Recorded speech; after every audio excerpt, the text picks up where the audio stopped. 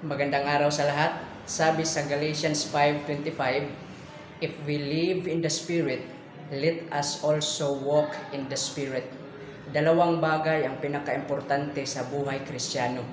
Ang faith at pangalawa yung walk of faith. Hindi pwedeng ipaghiwalay ang dalawa na mayroon kang pananampalataya pero hindi mo pinamumuhay ang iyong pananampalataya. Maraming mga tao na mayroon silang pananampalataya, nag-aaral sila sa mga tamang doktrina, pero hindi nakikita ang kanilang pagtitiwala sa kanilang pamumuhay. Kaya sabi ni Paul sa Romans 1:18 na for the wrath of God is revealed from heaven against all ungodliness and unrighteousness of men who hold the truth in unrighteousness. May mga tao na they hold the truth in unrighteousness.